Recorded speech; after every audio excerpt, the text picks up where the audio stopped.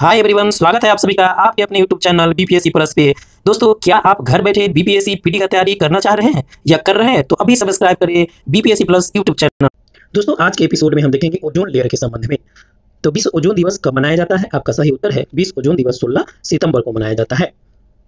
देखिए, विश्व ओजोन दिवस 16 सितंबर को मनाया जाता है और 2021 में इसका थीम क्या है? तो आपका थीम है Montreal Protocol keeping us our food and vaccines cool. चलिए देखते हैं जो भी प्रश्न पूछे गए हैं वो सबका सॉल्यूशन क्या है। विश्व ओजोन दिवस कब मनाया जाता है? तो आपका सही उत्तर है 16 सितंबर को मनाया जाता है। 16 सितंबर के क्वेश्चन काफी इंपॉर्टेंट है। अंतर्राष्ट्रीय ओजोन दिवस कब मनाया जाता है? तो 16 सितंबर को मनाया जाता है। देखते हैं अगला प्रश्न क्या है। निम्न में से कौन सा युग्म सुमेलित नहीं है? आपको गलत उत्तर निकालना है।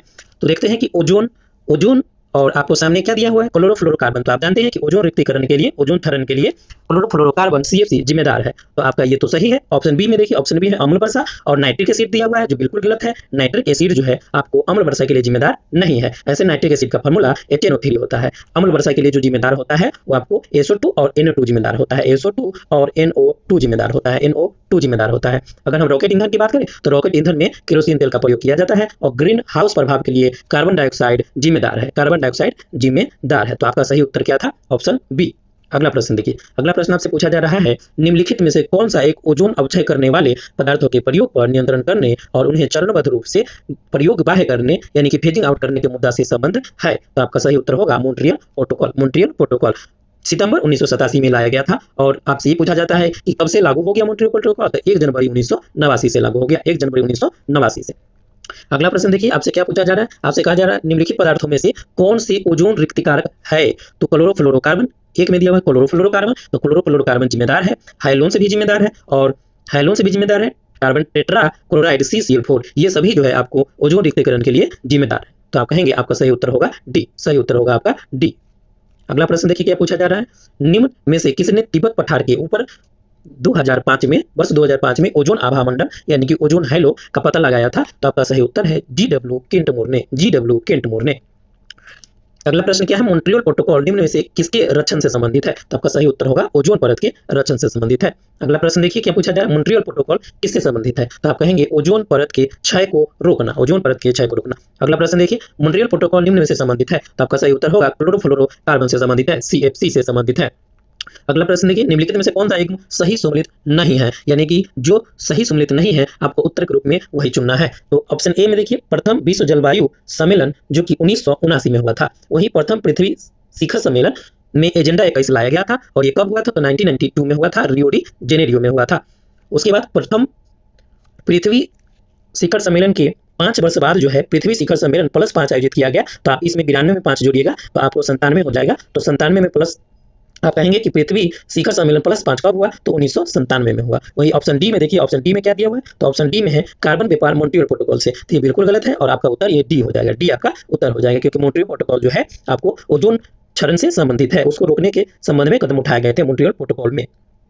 मॉन्ट्रियल प्रोटोकॉल ओजोन परत की क्षीणता से संबंधित है और यह हस्तांतरित हुआ था 1987 में। 1989 से प्रभाव में आया। देखते हैं अगला प्रश्न, वायुमंडल में उपस्थित ओजोन द्वारा निम्नलिखित विकिरण अवशोषित किया जाता है? तो आपका सही उत्तर है कि परा बैंगनी विकिरण को अवशोषित करता है ओजोन जिसे हम O3 से डिनोट करते हैं। ऑक्सीजन के 3 परमाणु से मिलकर बनने वाली एक गैस है। देखिए, अल्ट्रावायलेट किरण से पृथ्वी पर जीवन को बचाती है। तो अगला प्रश्न क्या है? ओजोन बायोस्फीयर को बचाती है। कैसे बचाती है, किससे बचाती है? तो अल्ट्रावायलेट किरणों से बचाती है, UV रे से बचाती है। देखिए अगला प्रश्न, वायुमंडल में ओजोन परत का क्या काम है? तो ओजोन परत का हमारा क्या काम है? पृथ्वी पर पराबैंगनी किरणों से जीवन का रक्षा करती है। अगला प्रश्न देखिए, ओजोन परत मानव के लिए उपयोगी है? बिल्कुल, ओजोन परत हमारे लिए बहुत ही उपयोगी है। क्योंकि वह सूरज की अल्ट्रावायलेट किरण को पृथ्वी पर नहीं आने देती है। अगला प्रश्न देखिए, ओजोन परत मुख्यतः जहां अवस्थित रहती है उसका नाम है स्ट्रेटोस्फीयर यानी कि समताप मंडल में। चलिए देखते हैं अगला प्रश्न, ओजोन परत अवस्थित है? तो आपका सही उत्तर होगा समताप मंडल में अवस्थित है। ओजोन परत पृथ्वी से करीब कितने ऊंचाई पे है? तो ओजोन परत जो है पृथ्वी से 20 किलोमीटर की ऊंचाई है। ऐसे 20 से लेकर 35 किलोमीटर के रेंज में जो भी दिया है आप उत्तर मान लेंगे। चलिए आगे बढ़ते हैं। ओजोन परत मुख्यतः पाई जाती है? तो आपका सही उत्तर है समताप मंडल में पाई जाती है।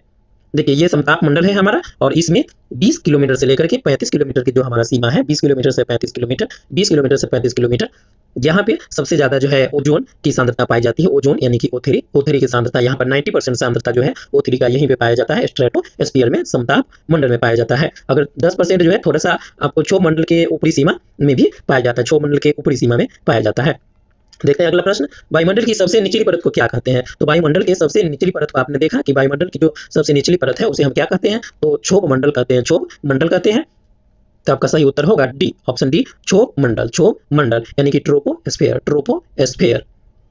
इसकी ऊंचाई विषुवत रेखा पर अगर हम कहें तो 18 से 20 किलोमीटर होती है, जबकि ध्रुवों पर अपेक्षाकृत कम होती है। अगला प्रश्न है, समताप मंडल में ओजोन के स्तर को प्राकृतिक रूप से विनियमित किया जाता है, किसके द्वारा? तो आप कहेंगे नाइट्रोजन डाइऑक्साइड द्वारा, नाइट्रोजन डाइऑक्साइड, जिसे हम NO2 द्वारा सूचित करते हैं। इसका फॉर्मूला NO2 हो जाएगा।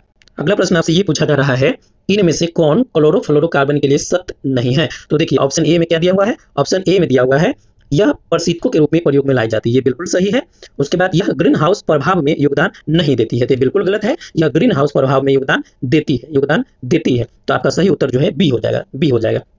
ऐसे अगर हम ऑप्शन सी देखें तो यह समताप मंडल में ओजोन घटाने में उत्तरदायी है। क्लोरोफ्लोरोकार्बन जो है यह समताप मंडल में ओजोन घटाने में उत्तरदायी है, यानी ओजोन परत को क्या करता है? छीन कर देता है, ओजोन परत को छीन कर देता है। यह निचले वायुमंडल में अक्रियाशील है। अगला प्रश्न देखिए, आपसे क्या कहा जा रहा है, निम्नलिखित में से कौन सा तंत्र सही सुमेलित नहीं है? तो पहला ग्रीन हाउस गैस और दूसरा जो है उसका स्रोत दिया हुआ है। तो हम देखेंगे जो गैस है, ग्रीन हाउस गैस और उसके स्रोत के संबंध में, तो कार्बन डाइऑक्साइड, ऑप्शन ए में देखिए कार्बन डाइऑक्साइड। तो carbon dioxide thermal power station से निकलता है, जो कि सही है।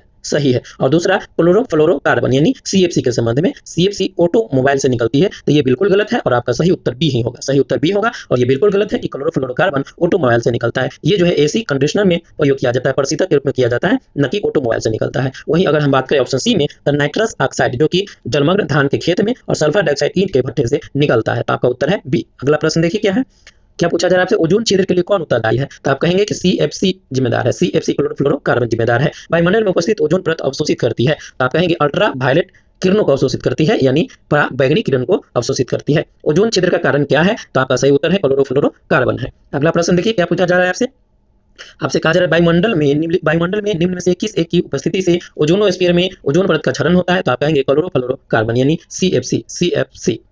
अगला प्रश्न देखिए, निम्नलिखित में से कौन सा ओजोन परत की क्षीणता के लिए उत्तरदायी नहीं है? यानी आपको ये बताना है कि कौन उत्तरदायी नहीं है। तो देखिए ऑप्शन ए में क्या है, प्रशीतकों में प्रयुक्त होने वाला CFC12, तो ये है। दूसरा देखिए, विलायक के रूप में प्रयुक्त मिथाइल क्लोरोफॉर्म, तो मिथाइल क्लोरोफॉर्म ही आपका उत्तर हो जाएगा, क्योंकि ये ओजोन के क्षरण से इसका कोई संबंध नहीं है। तो आपका सही उत्तर कौन होगा? तो ऑप्शन बी सही उत्तर हो जाएगा। वही अगर हम बात करें ऑप्शन सी का, तो अग्निशामन में प्रयुक्त हैलोन्स 12-11 बिल्कुल ये प्रयोग होता है, ओजोन परत की क्षीणता के लिए जिम्मेदार है, और नाइट्रस ऑक्साइड भी ओजोन परत की क्षीणता के लिए जिम्मेदार है। देखिए ओजोन परत की क्षीणता के लिए मुख्यतः जो जिम्मेदार है उसमें आपका नाम आता है CFC का, सबसे पहला नाम CFC का आता है। उसके बाद हैलोजन्स, उसके बाद नाइट्रोजन के नाइट्रस ऑक्साइड, उसके बाद टेट्रा क्लोरोएथिलीन, फिर जो है आपका नाम आता है हैलोन 12-11 और 1301 का भी नाम आता है। अगला प्रश्न देखिए, निम्न ग्रीन हाउस गैसों में से ऐसी कौन है जिसके द्वारा ट्रोपोस्फीयर में ओजोन प्रदूषण नहीं होता है? तो ओजोन प्रदूषण का कार्बन मोनोऑक्साइड से कोई लेना देना नहीं है, तो आपका सही उत्तर होगा कार्बन मोनोऑक्साइड। ऐसे ट्रोपोस्फीयर में ओजोन प्रदूषण के लिए उत्तरदायी अगर हम बात करें तो जलवाष्प, carbon dioxide, methane, ozone, nitrous oxide और क्लोरोफ्लोरोकार्बन, ये वे ग्रीन हाउस गैसेज हैं जो आपको ये वो ग्रीन हाउस गैसेज है जो ओजोन प्रदूषण के लिए, ट्रोपोस्फीयर में ओजोन प्रदूषण के लिए उत्तरदायी है। अगला प्रश्न देखिए, ओजोन छिद्र का निर्माण सर्वाधिक है कहाँ पे? तो आप कहेंगे सर्वाधिक है अंटार्कटिका के ऊपर। अगला प्रश्न देखिए क्या पूछा जा रहा है आपसे, कहा जा रहा है कि निम्नलिखित कथन पर विचार करिए। तो आइए विचार करते हैं कि संबंध में क्लोरोफ्लोरोकार्बन यानी CFC के संबंध में। तो ऑप्शन ए में क्या दिया हुआ है? देखिए ए में दिया हुआ है आपका पहला नंबर पॉइंट 4 पॉइंट दिया हुआ है, उसके आधार पे हमें ABCD ऑप्शन चुनना है। तो पहला पॉइंट में देखिए क्या है, सुघटे फोम के निर्माण में, तो CFC का प्रयोग होता है सुघटे फोम के निर्माण में। उसके बाद दूसरा दिया हुआ है कि ट्यूबलेस टायरों के निर्माण में, तो ट्यूबलेस टायरों के निर्माण में CFC से कोई संबंध नहीं है, CFC से इसका कोई संबंध नहीं है, तो 2 नंबर तो नहीं होगा। अब देखिए अब 3 नंबर में क्या है, कुछ विशिष्ट इलेक्ट्रॉनिक अवयवों की सफाई करने में होता है CFC का प्रयोग, और एरोसोल कैन में दाबकारी एजेंट के रूप में भी होता है। तो आप कहेंगे CFC के संबंध में 1, 3 और 4 सही है, तो आपका सही उत्तर होगा सी, 1, 3 और 4। अगला प्रश्न देखिए क्या पूछा जा रहा है आपसे, ये कहा जा रहा है अंटार्कटिका क्षेत्र में ओजोन छिद्र का बनना चिंता का विषय रहा है, चिंता का विषय है। इस छिद्र के बनने के संभावित कारण क्या है? तो इसका संभावित कारण क्या है? तो आपका सही उत्तर क्या है? आपका सही उत्तर है कि विशिष्ट ध्रुवीय वाताग्र तथा समताप मंडलीय बादलों की उपस्थिति तथा फ्लोरोकार्बन का अंतर प्रवाह यहाँ ज्यादा होता है, इसी वजह से। चलिए अगला प्रश्न देखते हैं कि फ्रिजों में कौन सी गैस भरी जाती है। तो देखिए फ्रिजों में जो प्रशीतक के रूप में प्रयोग किया जाता है वो आपका क्या है? तो मेफ्रॉन है, मेफ्रॉन। देखिए अब देखते हैं कुछ महत्वपूर्ण परीक्षा उपयोगी तत्व जो पर्यावरण से संबंधित है। भारत सरकार ने अब तक कुल जैव मंडल आरक्षित क्षेत्र स्थापित किए हैं। तो आपका सही उत्तर हो जाएगा कुल 18 क्षेत्र स्थापित किए हैं। आपका सही उत्तर हो जाएगा 18 क्षेत्र स्थापित किए हैं। अगर हम बात करें दुधवा राष्ट्रीय उद्यान का, तो आपसे पूछा जाता है दुधवा राष्ट्रीय उद्यान कहाँ है? तो आप कहेंगे कि ये उत्तर प्रदेश के लखीमपुर खीरी जनपद में पड़ता है। अगला प्रश्न देखिए, सलीम अली राष्ट्रीय उद्यान कहाँ स्थित है? तो आपका सही उत्तर है कि आपका सही उत्तर है जम्मू एंड कश्मीर में सलीम अली राष्ट्रीय उद्यान जम्मू और कश्मीर में। अगला प्रश्न देखिए, अगला प्रश्न क्या पूछा जा रहा है? लोकटक झील भारत में ताजे पानी की यानी मीठे पानी की झील है, सबसे बड़ी झील है जो स्थित है कहाँ? तो आपका सही उत्तर है मणिपुर में। अगला प्रश्न देखिए और आज का आखिरी प्रश्न, गिर राष्ट्रीय उद्यान गुजरात के जूनागढ़ में स्थित है, यह प्रसिद्ध है किसके लिए? तो आप कहेंगे यह प्रसिद्ध है एशियाई शेर के निवास स्थल के लिए। तो इसी के साथ करते हैं वीडियो को समाप्त। आप देखते रहिए बीपीएससी प्लस यूट्यूब चैनल। तब तक के लिए धन्यवाद।